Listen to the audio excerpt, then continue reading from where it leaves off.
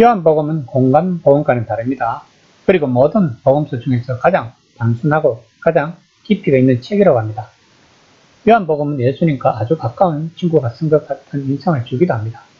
마치 예수님의 말씀과 행동과 성취를 조금씩 더 깊이 묵상하고 기도하면서 다각도에서 살펴보고 다른 사람들이 이해하도록 도우면서 남은 생애를 보내는 사람이 쓴 것 같다고 합니다. 또한 요한복음은 세계 문학에서 가장 탁월한 책 가운데 하나라고 합니다. 이처럼 요한복음의 탁월성은 높은 학식을 갖춘 고상한 사람들만이 아니라 겸손과 소망으로 오는 모든 이들에게 그 신비를 드러내는 데 있다고 합니다. 오늘 본문은 요한복음의 서문이며 성탄절 찬양 예배에서 자주 등장하는 유명한 말씀입니다. 본문의 요점은 예수님의 탄생만이 아니라 그분의 인품과 행동의 온전한 의미에 관한 것입니다. 요한복음의 기록 목적은 예수님께서 그리스도이시며 하나님의 아들이심을 믿고 또 그분을 믿음으로써 그분의 이름으로 생명을 얻도록 하기 위함이라고 20장 31절에서 말하고 있습니다. 마태는 예수님을 유대인의 왕으로 나타내기 위해 유대 왕가 즉 아브라함과 다윗의 족보와 동정녀 탄생 기사에서 마가는 종으로 나타내기 위해 족보를 생략하고 왜냐하면 종에게는 족보가 없습니다. 세례 요한의 전도와 예수님께서 세례를 받으신 일부터 시작하고 있으며 누가는 사람으로 나타내기 위해 인류의 조상 아담까지 거슬러 올라가고 있습니다. 그런데 요한은 예수님의 권원을 태초부터 이미 존재했던 영원한 말씀에서 출발하고 있는 것입니다. 이처럼 요한복음은 우주적이고 신적인 특성을 밝히고 있습니다. 쉽게 이야기하면 예수님은 하나님이라고 말하고 있는 복음책인 것입니다. 그 당시 유대인들은 유일신 사상을 가지고 있었기 때문에 예수님이 하나님이란 것에 많은 혼란이 있었을 것입니다. 그래서 요한은 조목조목 예수님은 하나님이시라는 것을 이 책에서 말하고 있는 것입니다. 1장 1에서 2절입니다.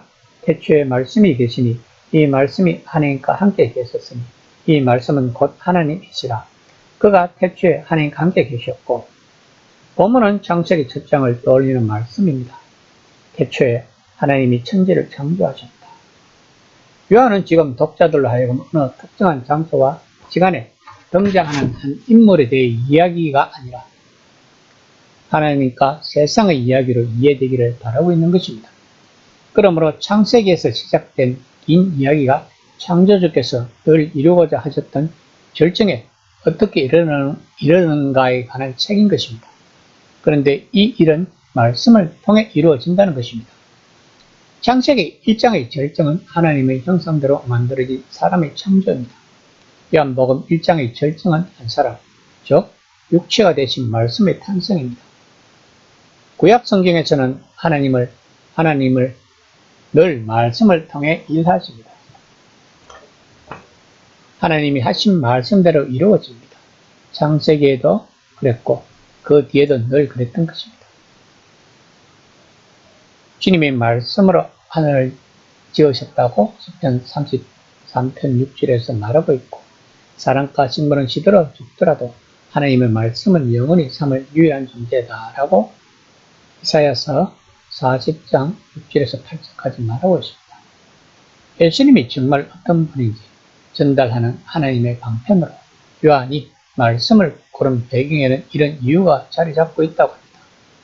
이 당시 많은 유대교 교사들이 이처럼 해온 해묵은 질문들이 있다고 합니다. 한 분이신 참 하나님이 어떻게 세상과 다르면서 동시에 세상 속에서 일하실 수 있는가? 하나님이 어떻게 저 멀리 계셔서 떨어져 계신 거룩한 분이면서 동시에 친밀하게 임재하실 수 있는가? 이런 질문들에 대답하는 방편으로 이미 말씀과 지혜를 거론한 사람들이 있었다고 합니다. 또한 한 분이신 참 하나님이 예루살렘 성전에 자신의 임재를 두기로 약속하셨다는 믿음으로 연결시킨 사람들도 있었고 유대교의 율법인 토라에 연결시킨 사람들도 있었다고 합니다.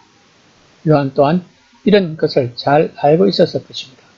그러므로 요한이 하나님의 말씀에 대했을 때 이 모든 것이 그의 머릿속에 있었을 것입니다. 1장 6에서 7절입니다. 하나님께로부터 보내심을 받은 사람이 있으니 그의 이름은 요한이라. 그가 증언하러 왔으니 곧 빛에 대하여 증언하고 모든 사람이 자기로 말미암아 믿게 하려 함이라. 본문에 나오는 요한은 세례자 요한입니다. 요한은 하나님으로부터 보내심을 받았다고 말하고 있습니다. 왜냐하면 빛에 대하여 증언하기 위하여 온 것이라고 말하고 있는 것입니다. 참 빛이신 예수님을 증언하는 것이 세례자 요한의 임무인 것입니다. 1장 10에서 11절입니다. 그가 세상에 계셨으며 세상은 그로 말미암아 지은 바 되었으니 세상이 그를 알지 못하였고 자기 땅에 임해 자기 백성이 영접하지 아니하였으나. 예수님은 세상에 와서 각 사람에게 비추는 빛이라고 했지만 세상은 예수님을 모른다고 말하고 있습니다. 또한 선택받은 백성들마저도 예수님을 알지 못한다고 본문은 말하고 있습니다. 이것이 요한복음 전체의 이야기를 이끌어가는 핵심입니다. 이처럼 예수님이 하나님의 백성에게 가셨고 하나님의 백성은 나머지 세상과 똑같이 행동한다는 것입니다. 즉 그들은 빛보다 어둠을 더 좋아한다는 것입니다. 이것이 이미 주어진 은혜 위에 새로운 은혜가 필요한 이유인 것입니다. 이처럼 예수님이 자기 백성들이 영접하지 않은 결과로 12절 말씀입니다. 영접하는 자, 곧 그 이름 믿는 자들에게는 하나님의 자녀가 되는 권세를 주셨으니 라고 말하고 있습니다. 하나님은 어디에 사는 사람이든지 하나님이 예수님을 통해 시작하셨고 그 뒤에 세상 곳곳으로 퍼져나간 가족의 일원으로 새롭게 태어나기를 바라신다는 것입니다. 저자는 그분의 이름을 믿는 사람들이 현 생애에서 어떤 중요한 일이 일어날 것인가에 대해 복음서를 통해 이야기를 해줄 것입니다. 1장 17에서 18절입니다. 율법은 모세로 말미암아 주어진 것이요 은혜와 진리는 예수 그리스도로 말미암아 온 것이라. 본래 하나님을 본 사람은 없으되 아버지의 품속에 있는 독생하신 하나님이 나타내셨느니라.